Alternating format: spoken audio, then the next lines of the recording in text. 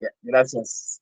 Disculpen el retraso, pero estoy de comisión en Sinaloa, en Culiacán, y acá es una hora menos. Entonces, yo, yo estaba apenas preparándome, dije, tengo todavía tiempo, hasta que me contactó el ingeniero. Gracias, ingeniero Sejudo, ¿no? Estaba yo bien tranquilo, dije, todavía tengo media hora, que acá son las 6:20. Me había levantado yo a las 5:30. Sí, sí, me va a dar tiempo. Bueno, en fin, nos traen así de aquí para allá. Y de aquí ahorita me voy a capacitar a las 9 del Tribunal Electoral. Muy bien. Bueno, pues vamos a abordar este tema de lógica, lenguaje, retórica dentro de nuestro temario. Son los primeros temas, son los temas de acercamiento a la argumentación jurídica desde este plano, vamos a decirlo así, inicial, en el que se conecta con saberes que comenzaron antes incluso de que le llamáramos argumentación, ¿no? Entonces, pues sabemos que, y conocemos bien que desde la Grecia clásica, eh, hubo pues un tratamiento específico sobre la argumentación, solo que, insisto, no tenía este cariz, ¿no? Entonces, estos tres primeros conceptos se relacionan directamente con la argumentación jurídica y con la argumentación en general. Digamos que la argumentación podría ser un concepto contemporáneo, mientras que si necesitamos rastrear hacia atrás, pues vamos a encontrar todas estas nociones que son importantes, pues, para posteriormente desarrollar la idea que hoy tenemos de argumentación. Bueno, entonces, me parece que quizá el concepto más antiguo que podamos encontrar, incluso lo encontramos ya en la mitología, lo encontramos en Hesiodo, por ejemplo, ¿no? En los trabajos y los días, ¿no? Lo encontramos en, en algunos pensadores griegos justo antes de la formulación filosófica, y lo encontramos como logos, ¿no? El logos. Eh, Digo, son temas que a lo largo de nuestra formación, si se recordarán, quizá alguien en sus clases de la preparatoria, pues ya aparecía mucho esta idea que los griegos tenían sobre la observación de la naturaleza, ¿no? Y observar physis, que es el término griego, llevaba a una formulación que pues es hasta de sentido común, ¿no? Parece que el orden natural se expresa de algún modo, ¿no? Y a esto los griegos lo asociaban con logos, ¿no? Eh, entonces, esta organización intrínseca a, a las cosas, que hoy incluso gracias a la ciencia tenemos mucho más claro ese tema, ¿no? Pero pues los griegos decían, bueno, hay ciclos, ¿no? De alguna forma, después de que hay un tipo de clima, después el agua de alguna forma se precipita, y bueno, hoy sabemos que es el ciclo del agua, ¿no? O sea, sabemos que cuando el agua se evapora, forma nubes, que las nubes se condensan y esa agua después termina siendo lluvia, ¿no?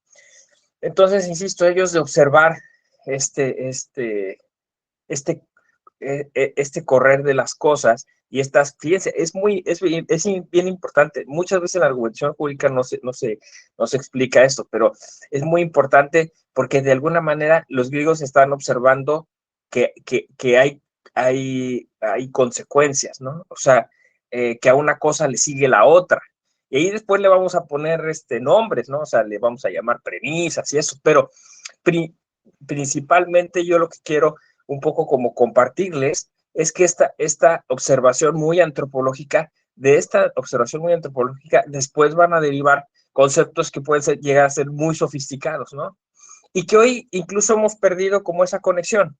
porque si después terminamos diciendo que esto supone la subsunción, pues ya olvidamos todos estos procesos que incluso no son exclusivos de los griegos. Los griegos, o sea, tuvimos la fortuna de contar con una serie de síntesis de todo este pensamiento gracias a Aristóteles, y luego tuvimos la fortuna en Occidente que ese pensamiento no se perdiera, porque después por los griegos desaparecieron y que se quedara en Oriente y que se fuera descubierto en la Alta Edad Media por Tomás de Aquino y que después eso llegara como pues eso, una especie de síntesis de ese pensamiento clásico. Pero si no fuera así, o sea, si no fuera de ese modo, eh, de cualquier forma, de cualquier manera, en muchas otras culturas hubo esta misma reflexión, ¿no? O sea, el tratar de leer, por un lado, esos signos que la naturaleza les presentaba, y después tratar de ordenarlos a través de una narración que fuera coherente. Yo me recuerdo haber visitado Toniná, que es un sitio arqueológico maya en Chiapas, y me sorprendió mucho porque el guía decía que Toniná significaba ciudad del cielo. Y yo le pregunté por qué, y me dijo que porque de alguna manera los edificios cívicos, las construcciones, imitaban las constelaciones del cielo. Entonces, yo presumo que de alguna manera hay otras formas de entender o de tratar de entender ese orden natural que se expresaron, por ejemplo, de manera arquitectónica, ¿no? Entonces, en la arqueología hay mexicana, mesoamericana, hay parte de esta observación a la que me estoy refiriendo, ¿no? Entonces, bueno, pues sí, logos, como una expresión amplia en un momento, amplísima, a través de la cual la filosofía quería expresar el lenguaje del cosmos y tratarlo, aquí está lo interesante, de imitar, ¿no?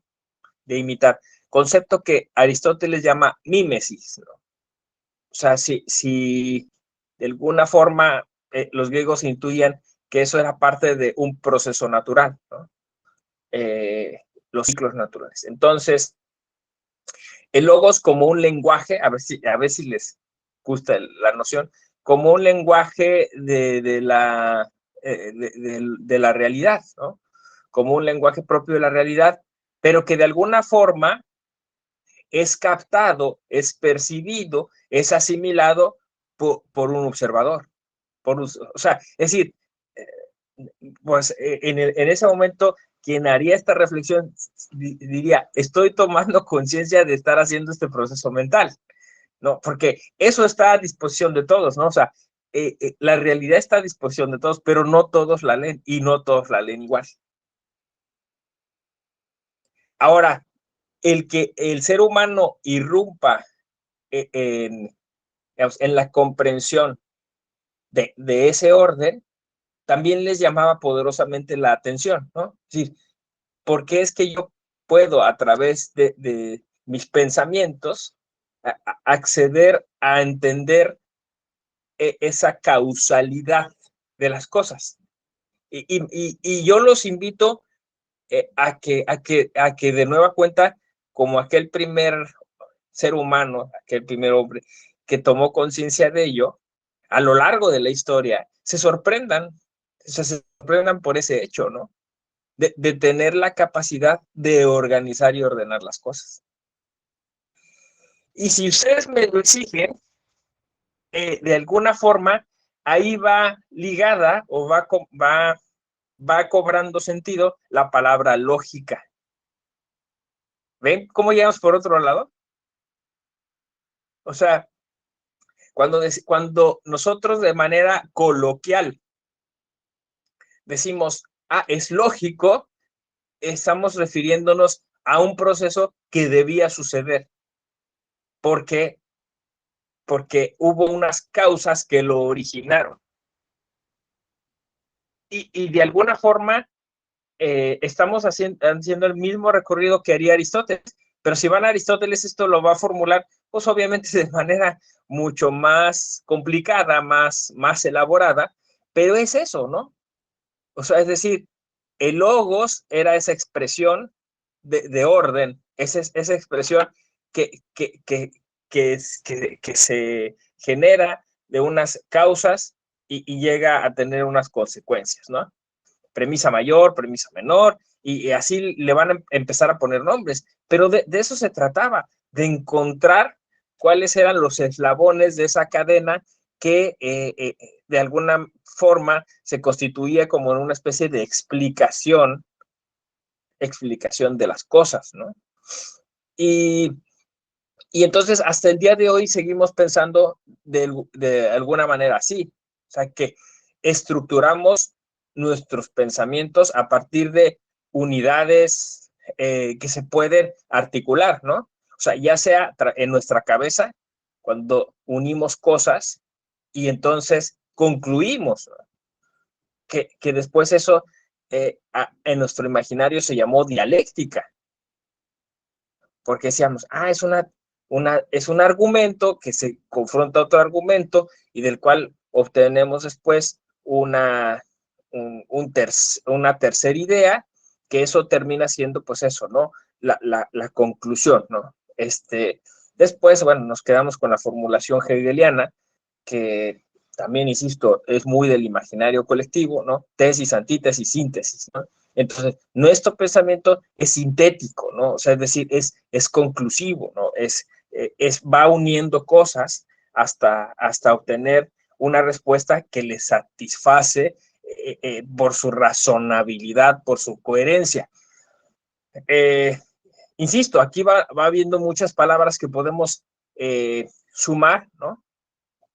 Pero que de alguna forma se fueron adhiriendo o se fueron sugiriendo a lo largo de la historia del pensamiento humano, ¿no? Yo estoy yendo, digamos, por la explicación más intuitiva para que ustedes vayan después pensando cada una de las palabras que fueron surgiendo dentro de esa historia del pensamiento, pues va asignándose a una facultad ligada a esa forma de pensar, ¿no? Hoy, por ejemplo, podemos decir epistemología, que es otra etimología, ¿no? Otra facultad que tiene el ser humano, que es la capacidad para conocer, ¿no? Episteme, conocimiento. Entonces, pues hay alguien dijo, claro, es que en ese proceso y tomar conciencia de que yo soy el observador que accede a esa realidad y trata de encontrarle una coherencia, eso le voy a llamar epistemología. Pero fíjense cómo ya la etimología contiene logos, epistemología. ¿Ya ven? La explicación de por qué conozco. Pero el logos, el sufijo lógico, ¿no? En esa etimología juega el papel de explicación, ¿no? ¿Ya vieron?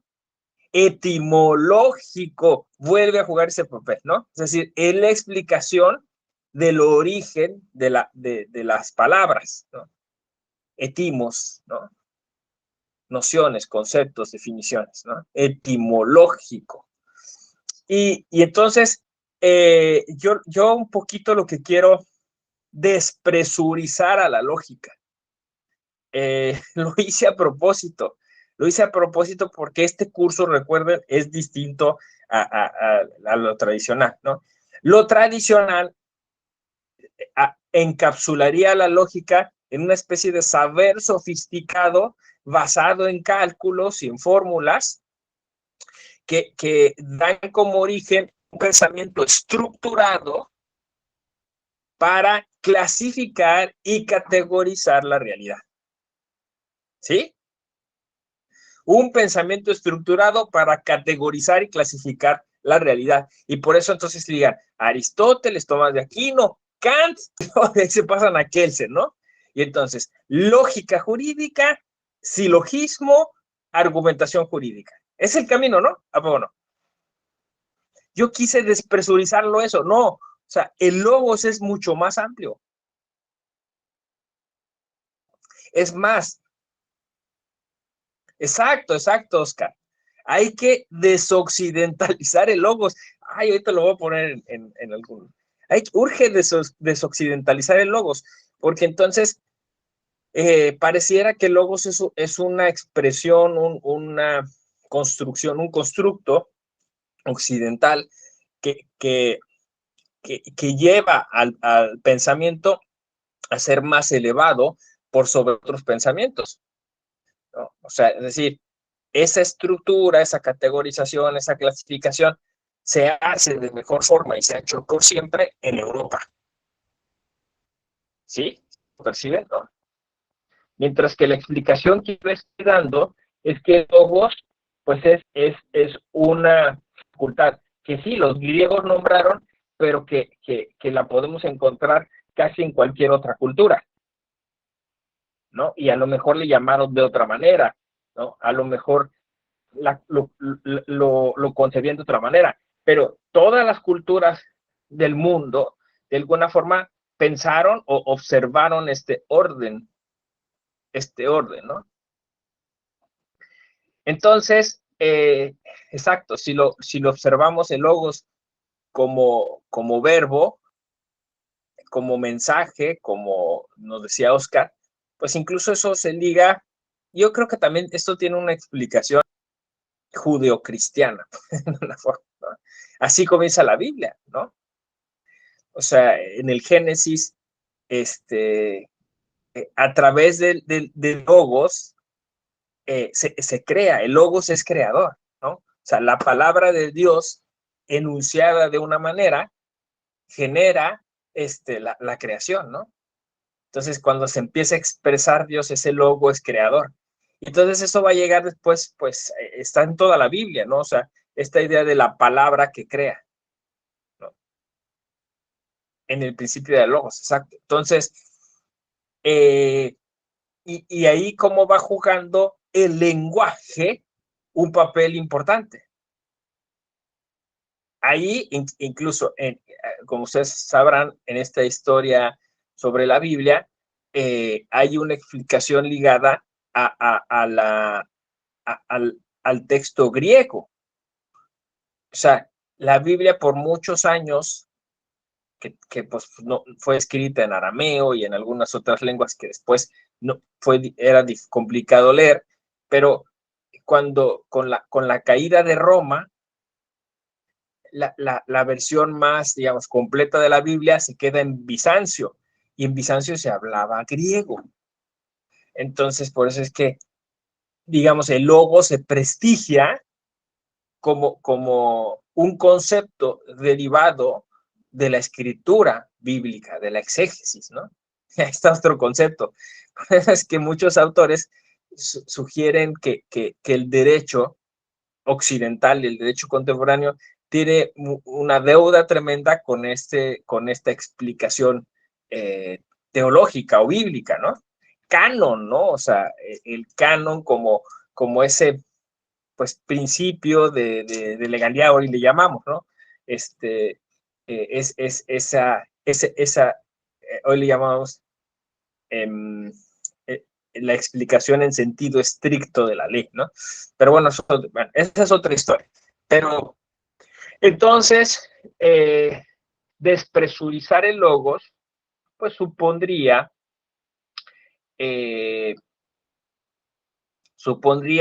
empezar a encontrar que se trata de una facultad a la cual podemos acceder las personas sin necesidad, digamos, de transitar por una explicación o un curso sofisticado que nos enseñe a estructurar, sino más bien tomar conciencia de que nosotros estamos ordenando, estamos formulando una explicación, ¿no? Entonces, el logos efectivamente como el mensaje que yo doy, ¿no? Claro, insisto, en esta imaginaria, en esta explicación, se nos dice, tú tienes que aprender a estructurar mejor tu pensamiento para poderte expresar mejor, y de esa expresión, pues de ahí obtener un tipo de validación o de certificación sobre lo que es jurídico, ¿no? Pero si nos liberamos, digamos, de esa carga muy, pues eso, muy kantiana, ¿no? Que es categorizar estructurar nuestro pensamiento, quizá podemos encontrar otras formas de argumentación. Eso es a lo que al final voy a llegar, ¿no? Es decir, que quizá esa estructura en algunas otras culturas, de alguna otra manera, tiene otro tipo de organización, ¿no? Y entonces, eh, quizá la lógica termina siendo un concepto que pudiera, sí, ser estructurante, pero también pudiera ser muy tirano, ¿no? Es decir, es que, o sea, se descalifica, ¿no? Tu pensamiento no es lógico. Bueno, en función de qué consideras tú la lógica, ¿no? Y hay toda una discusión hoy actual, porque pues hablamos de lógica formal y lógica informal, ¿no? La lógica formal, pues como esa construcción más ligada a la matemática, que se estructura a través de una serie de pasos cerrados que han de seguirse para obtener un resultado, ¿no? Que se considera, insisto, válido. Pero, bueno, que es, digamos, el camino que supuestamente siguió el derecho, que ya muchos filósofos del derecho pues han insistido en que la lógica jurídica no es lógica. Esto es interesante, ¿no? Es decir, no porque llamemos lógica al derecho, quiere decir que realmente sigue ese proceso eh, que estructuró Aristóteles a partir de esta formulación, porque es una fórmula al final de cuentas, y que de alguna forma la lógica jurídica, como lo menciona Tecla Matzar, es más bien difusa, ¿no? O sea, es decir, es un híbrido porque el pensamiento humano, aunque aspire a tener esta estructura cerrada, realmente siempre hay factores que permiten un poco de, de juego, ¿no? Lo que llamamos, por ejemplo, intertextualidad, ¿no? Es decir, no siempre a una palabra se le asigna un significado específico. Entonces, ahí, que bueno, eso nos lleva a otros filósofos como Hart, ¿no? O sea, es decir, la porosidad del lenguaje, pero fíjense, estamos jugando con lógica, lenguaje, retórica todavía no he entrado, pero ahorita voy a entrar, ¿no? Nos acerca a la retórica, ¿no? Entonces Aristóteles empieza a clasificar este tipo de saberes, este tipo de dichos, entre, digamos, poniendo como dos extremos, ¿no? Un tipo de expresión, un tipo de pensamiento que es apodíctico, o sea, es decir, que es inamovible y que a partir de él se puede construir algo que es absolutamente irrebatible frente a otro que es más retórico, a la retórica, o sea, es decir, cuya construcción requiere de una explicación un poco más metafórica o metonímica, es decir, donde las palabras quizá tienen más de un significado, más de un significado. Y ahí en ese rango nos estamos moviendo, aunque la filosofía contemporánea insiste que quizá nos movemos más hacia el rango de la retórica. O sea, el derecho sería un pensamiento más retórico y menos apodíctico, ¿no? Como lo sugiere incluso el propio Aristóteles. Pero nosotros, me refiero al gremio de abogados, al derecho, a los juristas, hemos como insistido en tratar de hacerlo lo más acotado posible para supuestamente evitar que, que la formulación salga de nuestro control. O sea, en teoría, o sea, básicamente nuestro deseo es como tratar de controlar el pensamiento y controlar el lenguaje para que el derecho y la justicia sean un acto súper organizado y ordenado que no dé lugar a dudas sobre el resultado de ese proceso, de esa formulación, ¿no? Y entonces, esto no se lo van a decir en las clases de argumentación, pero tiene que ver con la historia de la filosofía del derecho y es bien interesante, y es que, digamos, este afán por, pues podemos decir, por matematizar el derecho, por volverlo eh, rígido, estructurado, ¿no? Pues es un afán que se ha tenido a lo largo de la historia y que por eso al derecho se le codifica, por eso al derecho se le encierra en procesos, por eso al derecho se le estructura, ¿no? Y entonces llegamos, digamos, al día de hoy con un poco de esa contradicción, ¿no? O sea, es decir, de esa contradicción entre un derecho que es estructurado, acotado, formulario, codificado, cerrado, ¿no? Sistemático, porque pues también creemos como si fuera un sistema, ¿no? O sea, es la otra gran metáfora, ¿no? Dentro del derecho, ¿no? O sea, porque el sistema son inputs, ¿no? O sea, es binario, ¿no? Como se dice en términos ingenieriles, ¿no? Y, y esta posibilidad retórica de irlo como construyendo colectiva o colaborativamente, ¿no? Y generar una narrativa, una narración que sea coherente, ¿no? Vamos a ponerlo en otra metáfora, ¿no? Un derecho racional frente a un derecho razonable, ¿sí? Y entonces hoy la argumentación jurídica se mira como esa batalla, como ese dilema, ¿no? ¿Qué pretendemos? ¿La racionalidad o la razonabilidad? ¿Y por qué hago esta distinción? Es muy importante, porque la racionalidad sería estricta, cerrada, porque la razón supuestamente es una especie de parámetro superior al que debemos ajustarnos, ¿no? Es como una especie de abstracción, otra vez Kant, ¿no? Actúa de modo que tu pensamiento pueda ser elevado a juicio universal. Esa es la racionalidad occidental, o sea, una racionalidad, vamos a llamarlo así, monopólica, única, estructurada, frente a una razonabilidad que es un poco más humana, ¿no?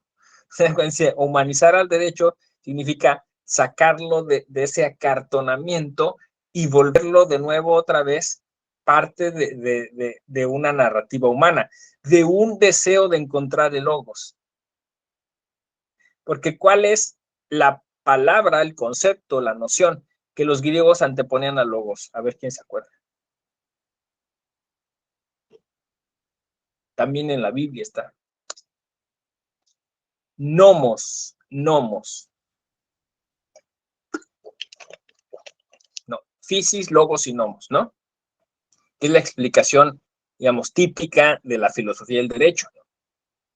De la observación de logos, de la observación de physis viene el logos y de logos viene el nomos. El nomos es la traducción, la hermeneia, ¿no? La hermeneia de logos cuando se aterriza ya en el plano civil. De nomos proceden dos conceptos que nos son útiles para efectos de esta clase. Norma, nomos, norma, y nombre. Otra vez lenguaje, ¿se dan cuenta? Entonces, cuando Dios le dice, esta es una gran metáfora, ¿no? Cuando Dios le dice a Adán, he aquí el paraíso, lo primero que la primera facultad que le otorga es la de nombrar las cosas. O sea, la primera cosa que hace el hombre cuando aparece en la existencia, él le dice, ponte a nombrar las cosas. ¿Por qué será? Pero vean qué interesante, del nombrar deriva el normar. ¿No? Porque si nomos, ¿no? Si tú empiezas a nombrar, empiezas a organizar la realidad. Entonces tú dices, este es un objeto, este es un animal. Y el animal entonces requiere un trato distinto al del objeto. Y esta es una persona igual a mí, ¿no? Entonces es un trato distinto, ¿no? O sea, nombro y normo y nombro. Aquí está el secreto, porque cuando tú estructuras eso y pones reglas, de alguna manera esas reglas también van y aplican a la realidad. Entonces, este juego, que insisto, hoy lo hacemos de manera implícita, no lo racionalizamos, está presente hoy todavía en la argumentación jurídica. Pero no sé por qué no se explica, o sea, no, insisto, no se emancipa a la lógica, ¿no? Y termina entonces siendo la lógica, pues, como una especie de punto de inflexión dentro de la argumentación jurídica, donde yo escucho muchos profesores de filosofía del derecho decir, es que no saben bien de lógica, estudien lógica, vuelvan a la lógica, ¿no? Y ahí están como en esta perorata, como pensando que a lógica se le contrapone una especie de pensamiento elevado, elaborado, ¿no? O sea, como si el antónimo de lógica fuera pensamiento salvaje. Y yo no creo que sea así. Yo creo o sea, yo creo, esto yo lo explico un poquito en el tema de lo que llamo el mito de la filosofía. Es un oxímoron, ¿no? O sea, ¿por qué el mito de la filosofía? Porque Occidente construyó esta idea de que la filosofía fue un pensamiento que dio por terminado una etapa mitológica. O sea, que el pensamiento filosófico es un pensamiento mucho más elevado que el pensamiento mitológico. Pero en realidad, o sea, esa es una explicación a posteriori. En realidad son complementarios. Y el pensamiento mitológico, como ha dicho Eliade, por ejemplo, como lo ha mencionado Eliade, sigue presente hasta nuestros días. No hemos abandonado la mitología y la mitología es necesaria. Los mitos son necesarios porque de alguna forma generan esa convicción retórica sobre ciertos conceptos que son necesarios a avanzar o empujar para dotar de mayor fuerza al ordenamiento jurídico y al ordenamiento social, ¿no? Entonces, pues pensemos, no sé, simplemente lo constitucional o la constitución es pensamiento mítico, es pura mitología, ¿no? O sea, pero no se reconoce así y dice, no, esto es lógico. No, o sea, ese afán de haber, como de ponerle punto final a la mitología, creo que nos ha hecho mucho daño.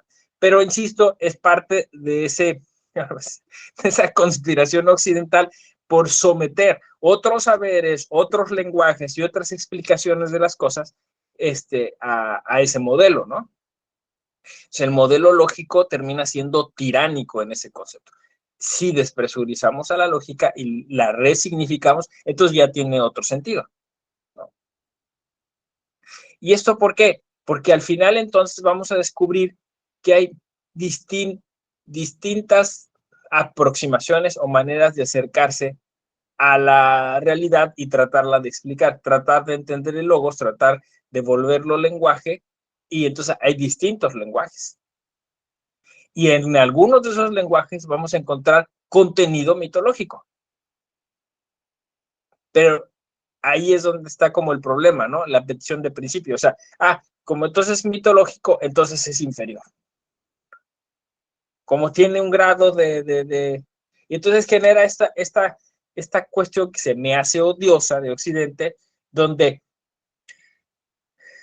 digamos, hay un proceso como de saneamiento a través de la lógica de pensamiento mítico, mitológico que sigue ahí presente, y entonces siguen subsistiendo explicaciones mitológicas dentro de la argumentación jurídica contemporánea, pero se sanean y se hacen pasar por lógicas, y en cambio cosas que podrían ser útiles y que se explican con una lógica distinta, se les tacha de inferiores y de mitológicas. ¿Sí? Digo, lo voy a poner en términos muy simples para que ustedes a ver, el derecho fiscal es absolutamente ilógico, pero en tanto que se sanea a través de una lógica y se le pone en una ley y se le hace, se le presume racional.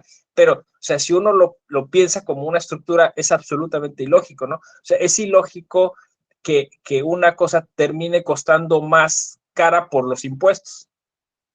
O sea, que sean más los impuestos que el valor real que tiene esa cosa, ¿no? Sin embargo, dentro de Occidente eso es lógico. Que la explicación sería más bien de tipo mitológico, ¿no? O sea, piensan simplemente en el valor, ¿no? O sea, es algo absolutamente arbitrario de alguna forma, ¿no? Bueno, es que es el mercado, es que son las ponderaciones que tienen los compradores, o sea, una serie de cálculos que, que al final terminan como ficcionando una lógica que no existe, ¿no? Y en cambio, por ejemplo, cuando hablamos de un sistema normativo, dice, no, es que está expresando esta institución jurídica a través de una metáfora, ¿no? Entonces, no es lógico, ¿no? No es lógico, aunque se trata de una estructura distinta que podría tener, como he dicho, un grado de razonabilidad, pero ahí está como esa doble moral, ¿no? Esto que es ilógico lo paso a hacer por lógico, y esto que es lógico digo que es ilógico en tanto que no está expresado de acuerdo a la forma o la estructura en la que yo he decidido que se deban expresar las cosas. Y así vamos descartando y descalificando cosas por la vida, ¿no? Y el derecho se basa mucho en eso, en descalificar, ¿no? Este escrito no está bien elaborado, esto no está dicho en los términos, no se ha expresado como es, ¿se fijan? ¿No? Y es lo que hoy llamamos formalismo, porque nos preocupa más la forma que el fondo, el contenido. Y es de lo que nos estamos tratando de liberar. No sé, pero en esta clase estoy como elaborando, vamos a decirlo así, una teoría posmoderna de la lógica, ¿no? Y yo creo que tiene mucho potencial volver a logos. Hay unos compañeros, unos amigos de la UNAM que tienen un podcast que se llama así, Volviendo a Logos, creo, algo así. Me llama la atención porque ellos, bueno, les interesa la filosofía del derecho, pero pues yo los hacía más como desde la más cercanos como al pensamiento pensamiento crítico, ¿no? A Oscar Correas y eso. Me llamó la atención que a su programa le hubieran puesto eso, ¿no? Algo, o sea, que hubieran incluido logos, ¿no? Pero ya entendí que después se trataba de eso, o sea, de narrativas, de explicaciones, ¿no? Y qué curioso es, no sé, pero o sea, cuando pensamos en lógica, lo asociamos a cosas como estrictas, rigurosas, estructuradas. Y si pensamos en logos, pensamos en una cosa como más amplia, más profunda, ¿no? Más holística, ¿no? O sea, como dos conceptos, dos palabras, dos expresiones que en realidad serían pues parte, digamos, de una misma etimología, producen un efecto distinto en nosotros, ¿no? O sea, es curioso, ¿no? Entonces, bueno, yo les propondría que a lo largo de este diplomado nos diéramos oportunidad de estar poco formulando las cosas más en función de la idea de pensamiento, más en función de la idea de logos, más en la idea de mensajes, como decía Oscar, ¿no? Más en la idea de comunicación, que la argumentación jurídica podría ser eso, ¿no? O sea, es decir, una gran teoría de la comunicación jurídica.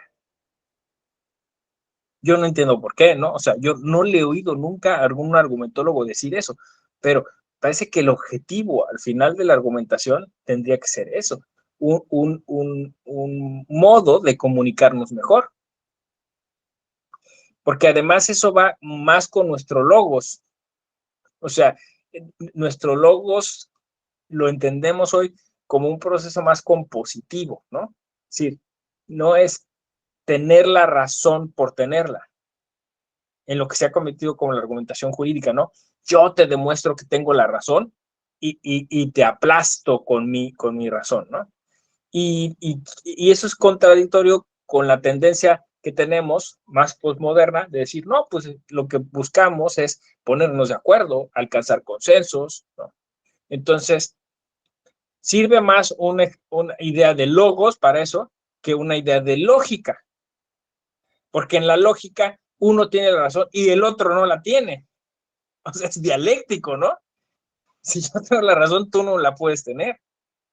Por eso la lógica formal puede ser tan autoritaria y no correspondiente a un pensamiento más democrático como el que pretendemos, ¿no?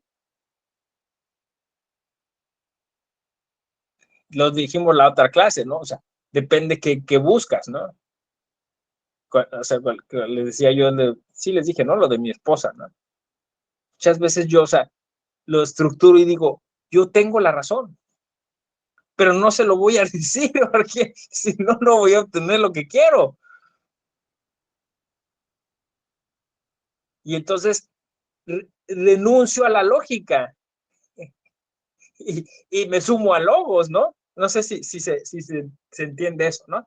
Y entonces se vuelve más importante las personas que los procesos, ¿sí? Más o menos. ¿Cómo ven? A ver, ¿quién se anima a decirnos? Adelante, Julio. Hola, doctor, compañeros, buenos días. La postura que maneja usted ahorita en esta cuestión de cómo entender el logos, eh, de verdad, me parece muy bien. Está muy interesante. Ahora sí, pero decía, pero incluso me di a la tarea aquí con el buscador. Hay una frase sacramental en las resoluciones. Analizar y valorar las pruebas conforme a las normas procesales, las reglas de la lógica, las máximas experiencia y la sana crítica. Es una frase sacramental de todos los juzgadores, ¿eh? O sea, el machote, ahí está, ahí te va. Y en la charla anterior yo les ponía, bueno, yo trato de entender qué están diciendo, qué me quieren decir, porque yo hace algunos años, pues en la licenciatura en filosofía, pues llevamos un poquito de lógica. Y entonces cuando me ponen esto de las reglas de la lógica, pues yo trato de descubrir cuáles reglas, qué lógica estás aplicando. Porque por más que escudriño, pues lo que menos encuentro es lógica. Y, y esta visión, o sea, esta postura que usted es interesante, la aplaudo, digo, y ojalá sí debiera ser, porque es más sencillo, es comprensible, y alcanza el máximo jurídico que es el lenguaje ciudadano, que el ciudadano de pie entienda lo que le están diciendo. Pero mientras no cambiemos esa cuestión estructural de entender la lógica de los juzgadores de premisa mayor, premisa menor, conclusión, y que no aplican las 8 reglas del silogismo, porque creo que no los conocen, entonces, pues como que se vuelve un híbrido.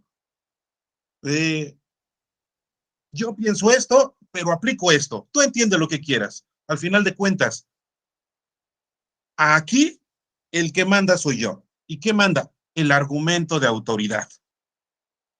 ¿Por qué? Porque mando yo. Digo, pues yo lo veo así. Digo, probablemente estoy muy equivocado, pero pues esta es mi visión. Muchas gracias, doctor. No, no, estamos, o sea, coincidimos, o sea, absolutamente coincidimos. O sea, tú de alguna forma dijiste con otras palabras lo mismo que yo, pero además adicionaste cosas bien interesantes, ¿no? Sobre las que podemos ir construyendo algo, ¿no? Yo cuando me refería a esa doble moral, ese doble discurso, ¿no? A ese saneamiento, es lo que tú te refieres. O sea, dicen, mira, el precepto es que dice que se ajustan a las reglas de la lógica. ¿Cuáles son las reglas de la lógica? Las mías.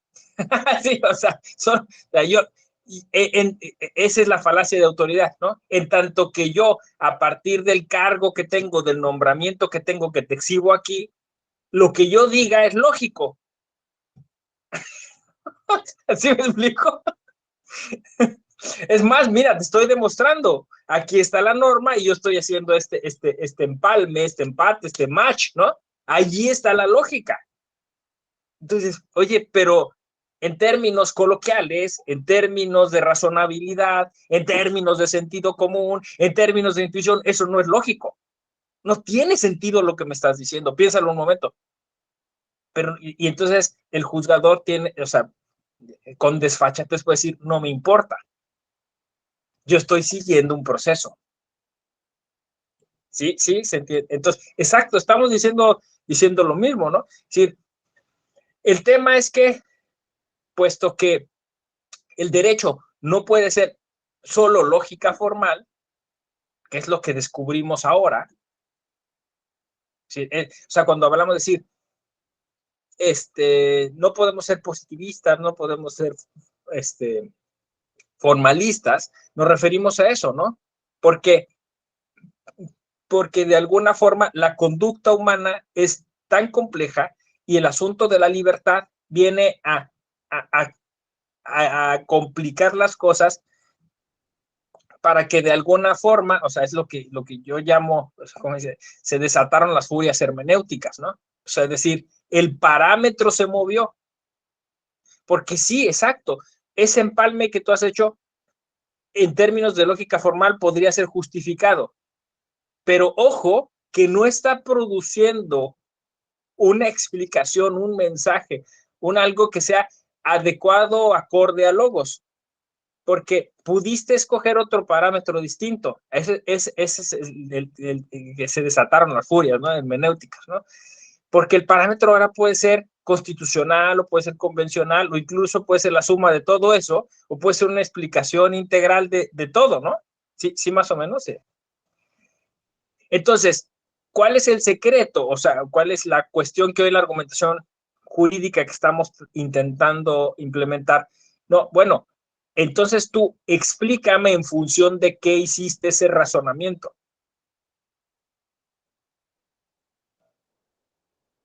Justifícame. O sea, no me digas, lo hice de acuerdo a las reglas de la lógica, porque sé que no lo hiciste, o sea, no lo hiciste, fue de acuerdo a tus reglas, de lo que tú entiendes por lógica, utilizando incluso la ley, como dijiste tú, como una falacia de autoridad, porque lo dice la ley. No me basta, ya no le basta, ningún ciudadano le puede decir, porque lo dice la ley. Pero porque lo dice la ley y lo dice tal autor. Pues sí, pero es un autor que vivió hace siglos, o es un autor que vive en Europa, o sea, y ahí empiezan como que los problemas, ¿no? O sea, es decir, los parámetros. Entonces, los parámetros tienen que especificarse cada vez que se hace un razonamiento. Y creo que hacia allá estamos transitando, ¿no? O sea, hacia esa justificación. Luego ya después podríamos echar mano de otras herramientas para ver si hay líneas, como pues lo han propuesto algunos filósofos del derecho, o sea, si hay como lugares comunes, ¿no? Que generen coherencia, que generen seguridad incluso, ¿no? A ver, me voy a explicar, ¿no? Es decir, ya lo dijimos creo que aquí en esta clase, ¿no? Pero si tú tienes, alguien, no me acuerdo si fuiste tú, Julio, pero alguien dijo, ¿no? Lo puso en términos de una metáfora que me gustó, receta, ¿no? O sea, si tienes los mismos ingredientes, alguien lo mencionó aquí, y dijo, pues, y un día te da pastel de chocolate y otro día te da pastel de frutas, pues, o sea, hay algo que está fallando, ¿no? Si tienes los mismos ingredientes, siempre tienen que darte pastel de chocolate, ¿no? Entonces, un poco es eso, ¿no? O sea, lo que estamos buscando es, a ver, tú me dijiste que te ajustaste a estos estándares, estos parámetros para llegar a esta conclusión. Si en un dado caso vuelve a haber los mismos elementos, tendrías que dar una conclusión análoga. Y ahí es donde yo entiendo se podría hablar de un tipo de lógica, ¿no? O sea, de coherencia, que según algunos autores, bueno, incluso la Corte Interamericana, es un derecho que tenemos, o sea, un derecho a que la justicia, cuando se presenten las mismas causas y ha dado una conclusión, siempre sea la misma conclusión. Sí, insisto, como se trata de justificación, pues varió un ingrediente, ¿no? Ah, bueno, entonces eventualmente la conclusión puede ser distinta. Pero ya me explicaste. ¿Cómo ven? ¿Alguien más? Sí, adelante, Oscar. Hola, buenos días, doctor. Buenos días. Bueno, yo solamente quiero hacer una aportación. No sé si vaya a estar correcta, pero creo que depende, sobre todo, no sé si será como que de la educación, del conocimiento que la persona también tenga de logos, que depende cómo va a interpretar, digamos, el veredicto final, ¿no? No soy abogado, voy a tratar de usar palabras sencillas, porque, por ejemplo, un abogado pues defiende a alguien, ¿no? Y a fin de cuentas un juez es el que termina decidiendo, ¿no? Pero depende también creo yo, no sé, de tu concepción de logos del mensaje, de las pruebas que presentó el abogado y de lo que decide finalmente el juez, que pues va a terminar haciendo una controversia a fin de cuentas, porque lo que para usted es correcto, a lo mejor para mí no, pero a fin de cuentas ese es el trabajo de la argumentación, como decía el primer día, para justificar decisiones de manera no democrática. A lo mejor el juez lo va a decidir de una forma, pero yo voy a pensar, creo que debió haber sido de esta forma, pero como que creo que depende del nivel de raciocinio, el nivel no sé si de inteligencia que tenga cada individuo que va a razonar, pero no sé si a lo mejor me equivoco, me salgo de contexto. No, no tienes razón, Oscar. Y de alguna manera también Julio César lo había dicho cuando decía, pues es que nos estamos acercando también hacia un paradigma que se llama lenguaje ciudadano, ¿no? Y entonces la justicia tiene que ser entendible y es lo que tú estás diciendo, ¿no? Entonces, o sea, es decir, que de alguna forma, cuando yo hablo de justificación, pues eventualmente esa justificación puede ser jerárquica, ¿no? Es decir, ¿por qué es más importante este argumento que este otro? Aunque este argumento parece más razonable, porque este argumento lo dio una autoridad superior, ¿no? O sea, este argumento lo dio la Suprema Corte. mientras que este argumento lo dio un tribunal de primera instancia, ¿no? Entonces, es una justificación, a lo mejor no es suficiente, ¿no? O sea, la persona dice, pero a mí me gusta más este argumento, ¿no? Entonces, ahí es donde empieza otra vez como, pues, digamos, la construcción, ¿no? Donde juega un papel importante el lenguaje, porque incluso dentro de lo que hoy llamamos control difuso o lo que llamamos el bloque de constitucionalidad, o sea, tiene muchos nombres, se dice, pues tú tienes que ir por la norma que sea más protectora de la persona, ¿no? Que sea más extensiva, que sea más garantista, y le ponemos muchos nombres, ¿no?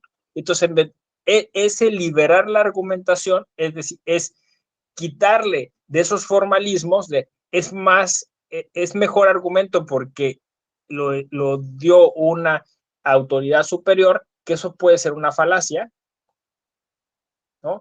O es mejor argumento porque está colocado en muchos lugares, o incluso es un mejor argumento porque es lo que votó la mayoría, también ya podría ser una falacia, ad maiorem, ¿no? Y así entonces vamos encontrando hoy que, como comentaba Julio César, bueno, pues que se tendría que hacer como esa revisión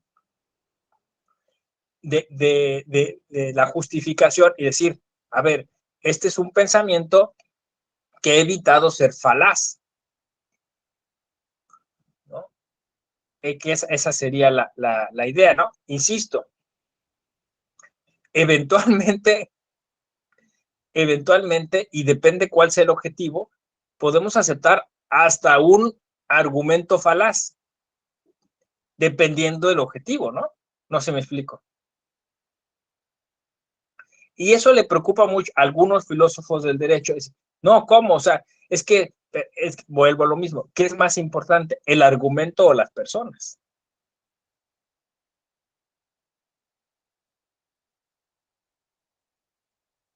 ¿Sí? Más o menos.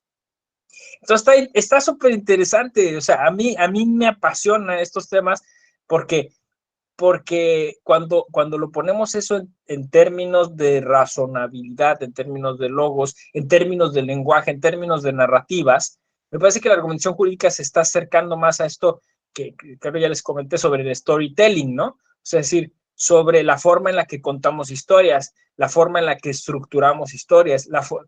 Fíjense, voy por el mismo lugar, ¿no? Justificación.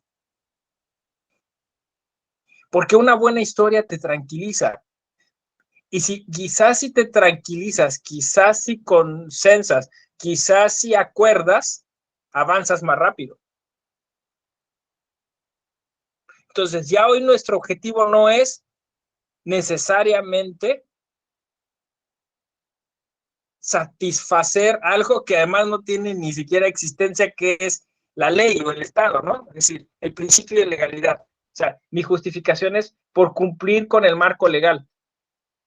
Pues el marco legal no te va a aplaudir, ¿no? El marco legal no va a hacer nada, ¿no?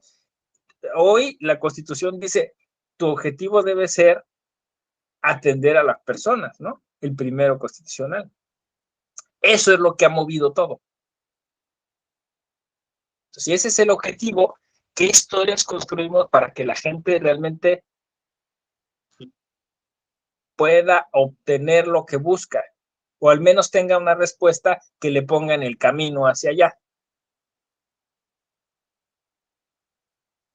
Entonces, sí creo que la batalla que hoy se libra a nivel social tiene que ver con el lenguaje, pero con el lenguaje no como la argumentación tradicional lo ha querido, o sea, de imposición de paradigmas de racionalidad, sino en el lenguaje como una herramienta para ponernos de acuerdo. ¿Sí? ¿Sí se percibe? Esa es la argumentación jurídica que a mí me gusta. O que creo incluso más que me guste, que creo yo que es la que necesitamos. Creo que es la que sobre la que tendríamos que empezar a trabajar. Y entonces tienes razón tú, Oscar, ¿no? A ver, si ya nos has dicho las neurociencias, nos has dicho la psicología, ¿no? Eso no lo tenían antes, ¿no? O sea, Aristóteles medio lo intuyó, pero, o sea, con todo lo que hoy tenemos, es muy difícil presuponer que todos vamos a pensar del mismo modo, que todos nos vamos a expresar del mismo modo. Entonces, como dices tú, pues hoy nos han dicho que hay personas que piensan de manera más kinestésica, otros que son más visuales, otros que son más auditivos, ¿no? Otros que tienen un pensamiento abductivo, otros más intuitivos, ¿no? Entonces, si queremos ajustar todos a un pensamiento único, es como lo llaman hoy los filósofos, ese es el problema. Entonces, hoy cuando hablamos de pluralidad, hoy cuando hablamos de relativismo, de posmodernidad, de multiversos incluso, entonces, eso es lo que llamo yo, se desataron las furias hermenéuticas, ¿no? Es decir, lo que tenemos que buscar es un modelo que sea flexible y dinámico, para que sea integrador. Si no, entonces terminamos imponiendo un pensamiento único basado en una supuesta lógica formal que termina siendo, insisto, antidemocrático y autoritario respecto de otras maneras de pensar. Sí, es un reto tremendo, claro, pero no podemos hacer de otra forma. Si no, entonces tendríamos que aceptar que alguien o que una clase política nos dijera cómo pensar. Tratar de imitar, tratar de ajustarnos, pero no todo el mundo lo conseguiría. Entonces estaríamos en un escenario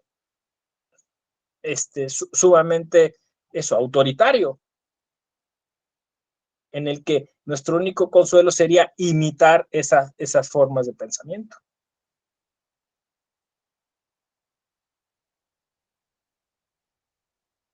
¿Sí? Más o menos.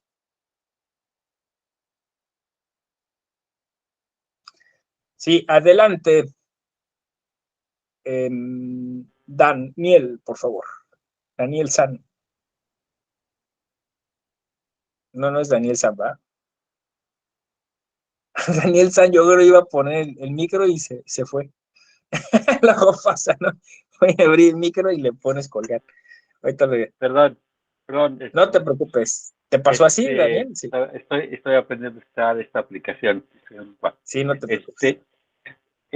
Yo tengo varias acotaciones. Una, ¿hasta qué grado, digo, de los tres poderes de la Unión, el ejecutivo, el legislativo y el judicial, desde mi perspectiva, el judicial es el poder más antidemocrático que existe de los tres? Obviamente, y cuando digo antidemocrático no me refiero a su principio, sino a la manera de elegir, ¿no? Los jueces, los magistrados, todos son elegidos de manera antidemocrática, simplemente son nombrados por alguien, ¿no? Entonces, ¿hasta qué grado, me gustaría saber su perspectiva, juega un papel en la manera en que deciden los asuntos, volviendo al punto que mencionaba yo la clase pasada, que bueno, tenemos unos ingredientes, ¿por qué nos salen diferentes resultados, no? Un pastel de fresa, un pastel de chocolate son los mismos ingredientes. ¿Hasta qué grado influirá eso de que es un poder, entre comillas, antidemocrático? Y la otra, a lo mejor es un poquito más existencial, y voy a hacer alusión a lo que decía un psicólogo Skinner, ¿no? Decía las etapas del desarrollo, él definió diferentes etapas del desarrollo cognitivo humano, y una de esas etapas es el lógico matemático, aludiendo a la etapa que ya es la etapa adolescente o un adulto joven, cuando él desarrolla la capacidad lógico matemática, ya que estamos hablando de lógica.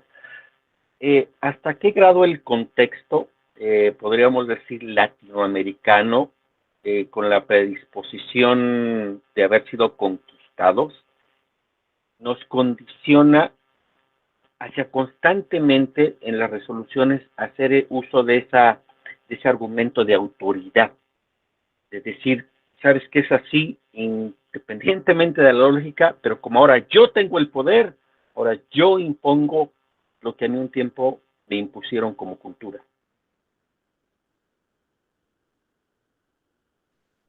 Dos preguntas muy interesantes, ¿no? La primera, además dos grandes intuiciones que tuviste, ¿no? La primera es que efectivamente la expresión es poder contramayoritario. O sea, digamos, en la teoría constitucional, el Poder Judicial tiene que tener esa constitución porque significa un contrapeso, ¿no? Frente a lo que llaman las tiranías de las mayorías, ¿no? O sea, mientras que los otros dos poderes se conforman por una decisión mayoritaria, o sea, los elige una mayoría, el contrapeso está en el Poder Judicial, que es elegido de otra manera justo para contrarrestar esa posible tiranía de la mayoría, ¿no? Entonces, el Poder Judicial tendría que estar protegiendo también las minorías, ¿no? Esa es la razón, aunque ciertamente eso ha llevado a otros problemas, ¿no? O sea, es decir, pues, digamos, la incapacidad del Poder Judicial, por ejemplo, para sentirse como representante de la sociedad, o la capacidad de poder tener una voz de la sociedad dentro del Poder Judicial, porque al final la clase judicial pues es una clase que se forma en un tipo de escuelas, que pertenecen a un tipo de familias y que después les falta esta visión de la realidad social. Entonces ahí sí, justo con una colega Erika Yasmín Zárate estamos como siempre formulando cosas, ¿no? Algunos sistemas, por ejemplo, han pensado que el jurado, ¿no? Podría ser un elemento popular dentro de la justicia para dotar a la justicia de esa visión social que a veces no tiene. La otra podría ser la ética judicial, ¿no? Pero sí, tienes toda la razón, o sea, pasa eso, ¿no? Entonces, digamos que el Poder Judicial de alguna manera tendría que ser un elemento aglutinante de todos esos factores y dotar de coherencia al sistema, generar un lenguaje, pues vamos a decirlo así. Incluso sí, yo ayer lo comenté con jueces, ¿no? Que le estoy dando un curso a jueces que están recién nombrados, y les decía, es que, a ver, yo me agarraría del artículo 3º, donde dice que la educación, que el Estado tiene que proporcionar una educación que sea tendiente a la justicia, ¿no? O educar en justicia. Que eso no lo va a hacer la SEP. Lo tendrían que hacer ustedes. Yo no veo por qué no. O sea, que a través de las sentencias, a través de su trabajo, se educara en justicia. O sea, yo haría una interpretación extensiva y me apropiaría del 3º constitucional para hacerlo así. Entonces, justo eso, ¿no? O sea, es decir, construyen un sentido de las cosas, ¿no? Y si los jueces no están construyendo ese sentido de que las cosas en México tienen que ser justas, que tienen que tener que ajustarse a una cultura de la verdad, que tienen que promover la paz, no lo va a hacer nadie más. Entonces tienes razón, o sea, tu intuición es correcta, ¿no? Es decir, está faltando algo a los jueces para poder avanzar hacia ese terreno, ¿no? Insisto, de más liderazgo social, ¿no? Porque en algún momento le confiamos todo al legislador, vimos que no era así, le confiamos todo al presidente, ¿no?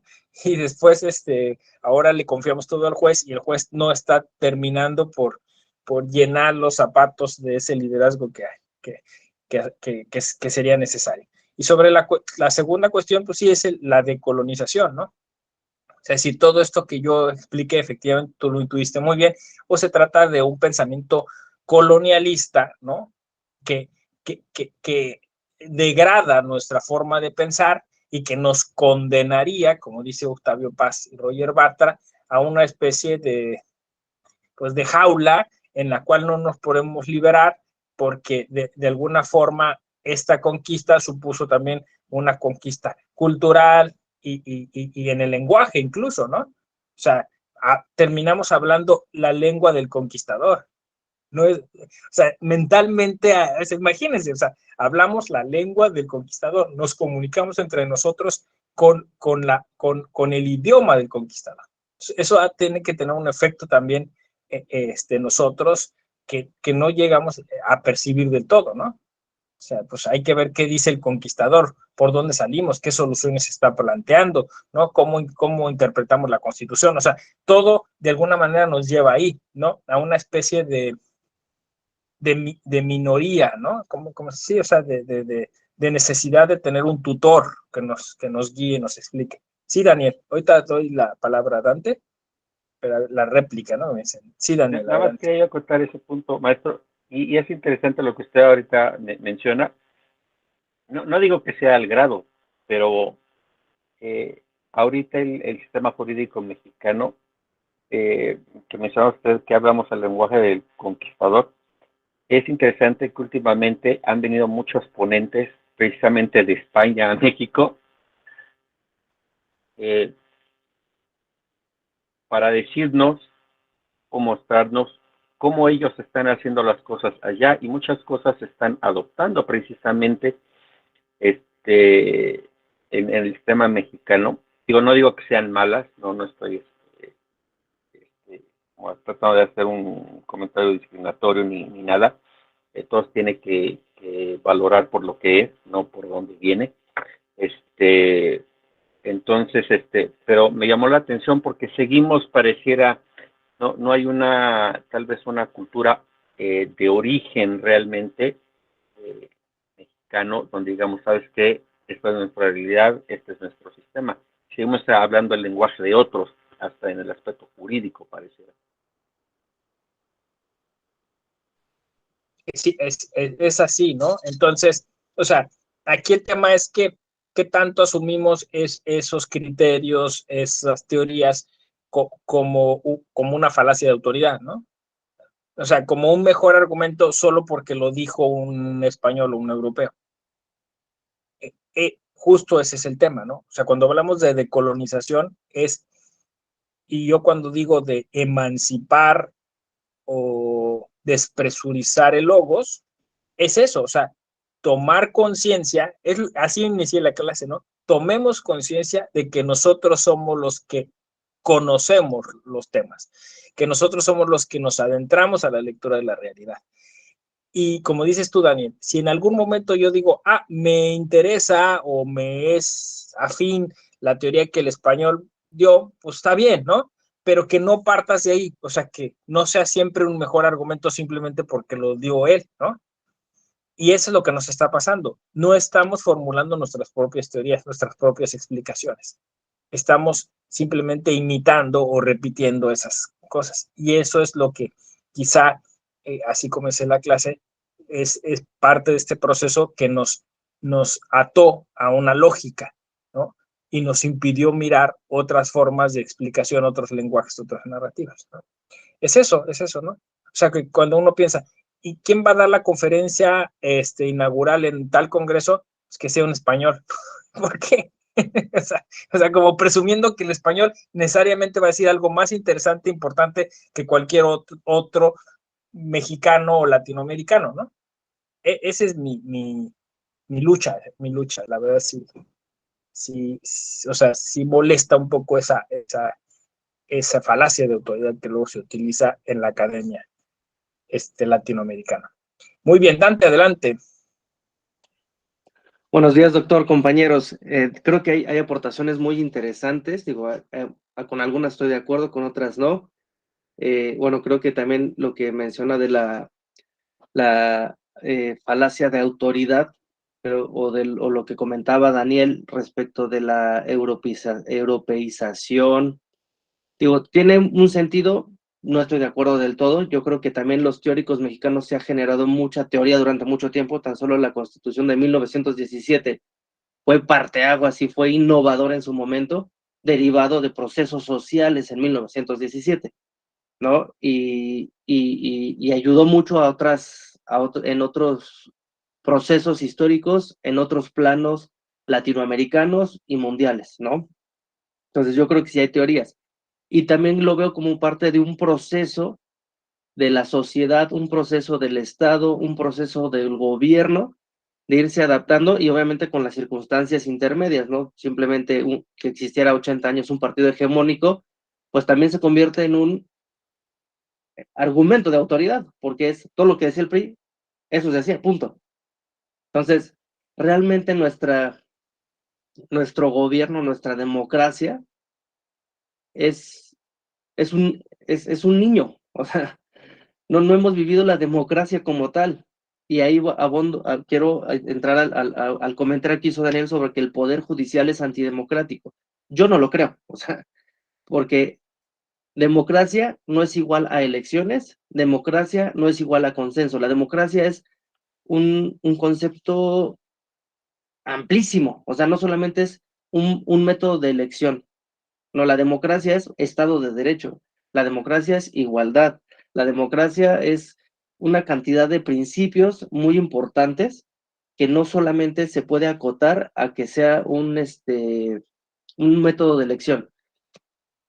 Si bien es cierto, el Poder Judicial ha sufrido, como todos los otros poderes, de corrupción, de nepotismo, de N cantidad de vicios, eso no lo implica o lo significaría como un poder antidemocrático. Tan solo la forma en que se escogen a los ministros de la Corte, el hecho de que no se haga por voto directo, pero sí es un voto popular indirecto, porque al final de cuentas, ¿quién hace las ternas de la Suprema Corte? Pues el presidente, y el presidente fue electo por mayoría ciudadana.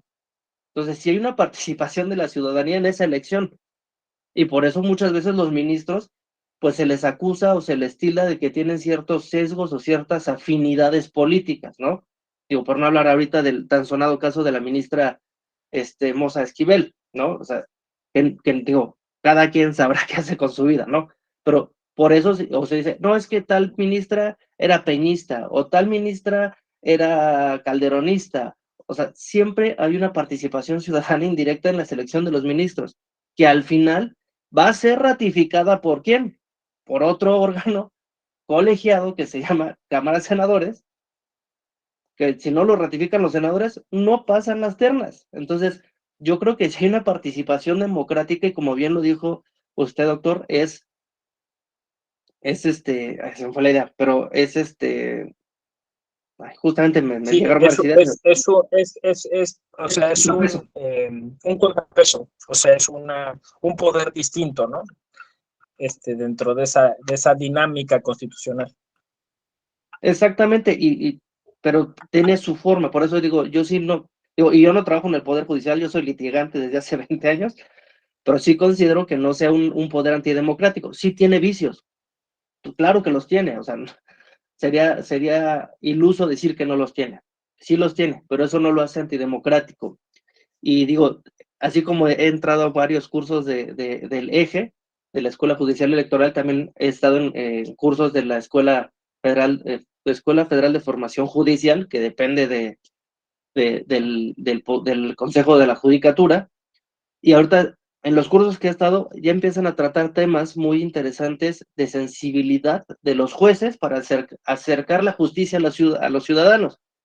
Y por ejemplo, uno de los temas o cursos que he tomado muy interesantes es la justicia procedimental, donde ya se tiene que considerar no solo el proceso, sino las partes y el sentir de las partes y cómo se sienten, para que al final de un proceso, las partes, aunque pierdan, digan, estoy de acuerdo porque el proceso fue correcto, o sea, me escucharon, nunca tuve, o sea, bueno, hay toda una teoría sobre la justicia procedimental, ¿no? Y hay estudios.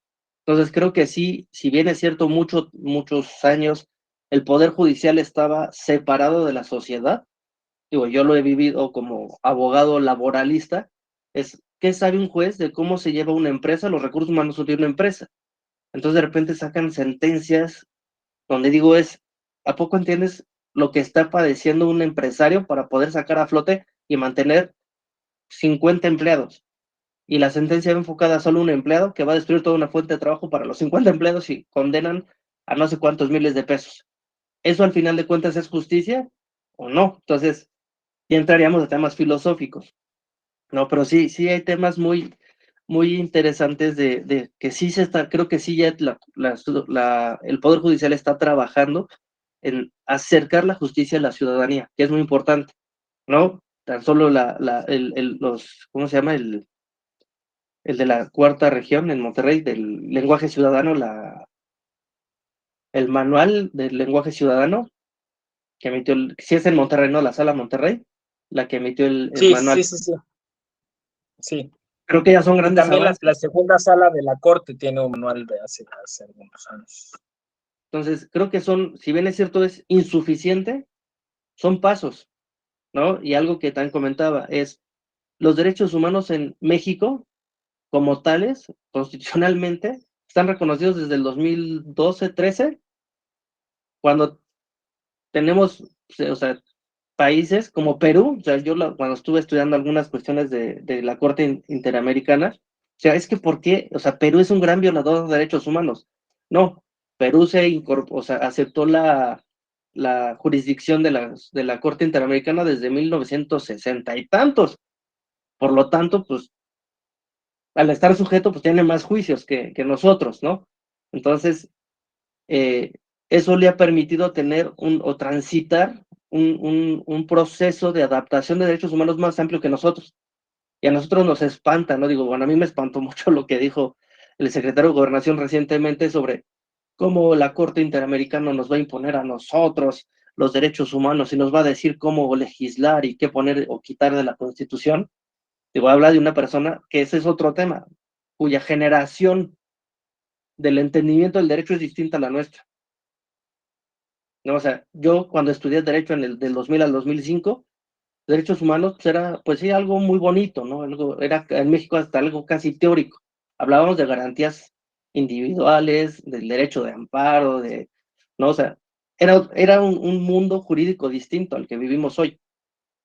Entonces, y creo que, bueno, todo eso, o sea, todos estos pequeños comentarios van con lo que usted iniciaba, es el logos, la reinterpretación del conocimiento, del entender, de los saberes, cómo tenemos que ir adaptándonos a a la evolución del derecho, al derecho dúctil, al derecho dinámico, al derecho cambiante, porque si no, nos vamos a quedar atrás, ¿no? O sea, estoy seguro que sigue habiendo jueces, digo, a mí sí me ha tocado al menos que litigo en el interior de la República, ir a juntas de conciliación y a las casi ya extintas juntas de conciliación, que les hablas de derechos humanos laborales y piensan que les estás hablando en chino, o sea, no entienden nada de eso.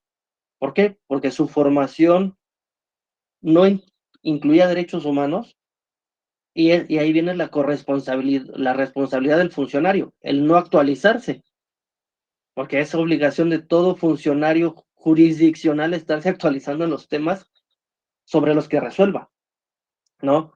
Y con esto abordo un último tema que de todo lo que hemos hablado, que es algo por lo que han luchado muchos abogados, que es la colegiación obligatoria, ¿no? ¿Y a qué me refiero con esto? La colegiación obligatoria, pues, en teoría debería garantizar un mínimo de saberes, conocimientos, técnicas para la aplicación del derecho.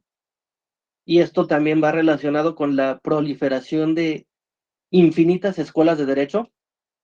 Y digo, bueno, qué bueno que las hay, pero cuyo contenido o cuyo pensaría, a veces sí, contenido o planes de estudio, pues no son los ideales o no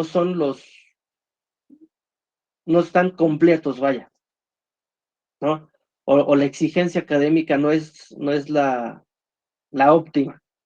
Entonces, eso lleva a que si no llevas lógica jurídica, como decía también el compañero Julio César, entonces que de repente yo veo que los jueces invocan a la lógica, pero ninguno de los argumentos tiene lógica, ¿no?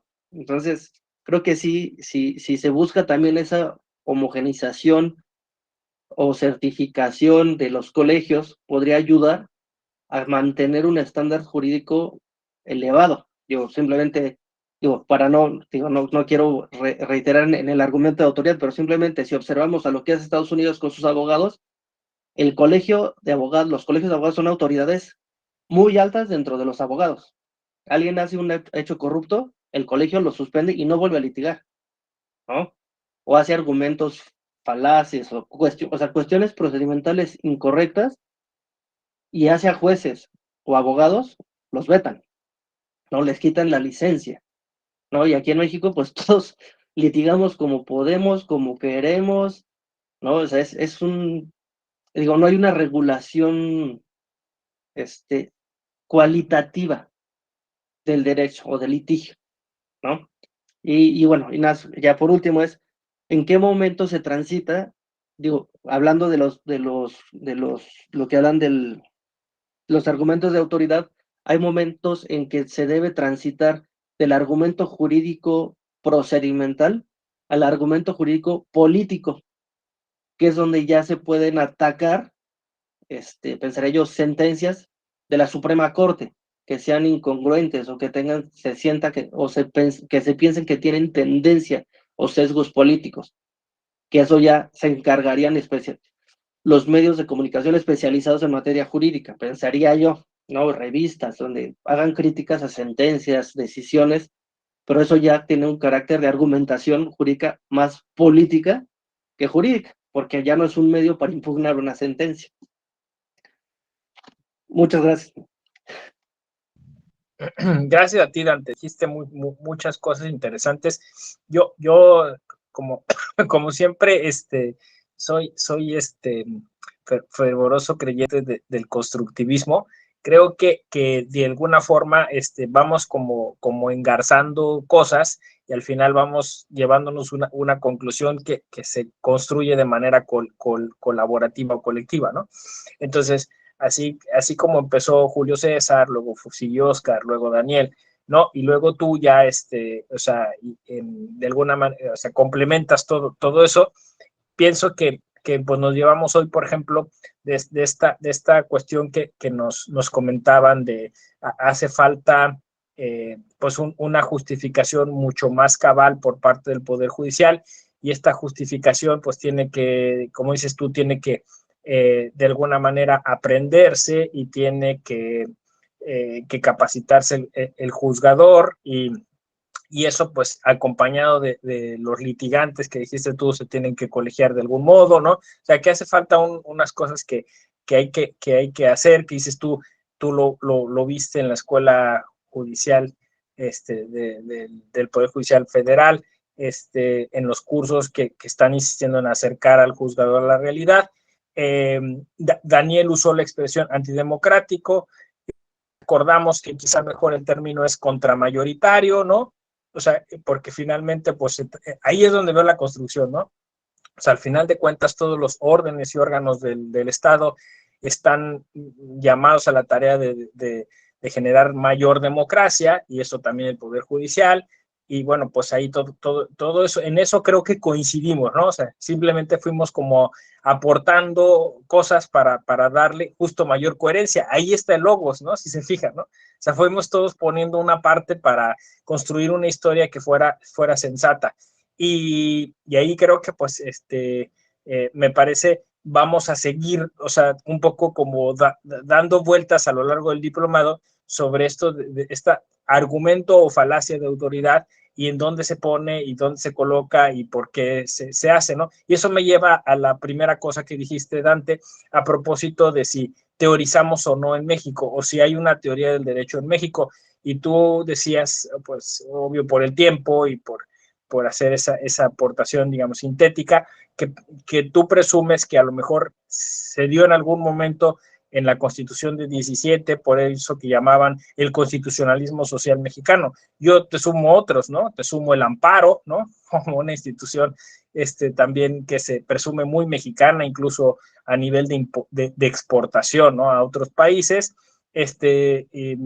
Y posiblemente ahí podríamos rastrear otras teorías a lo largo del siglo XX, en el derecho civil, ¿no? En 1928 el Código Civil mexicano tenía algunos elementos del socialismo, como se le llamó en su época. Sí, pero me parece que al final, yo incluso soy más radical, ¿eh?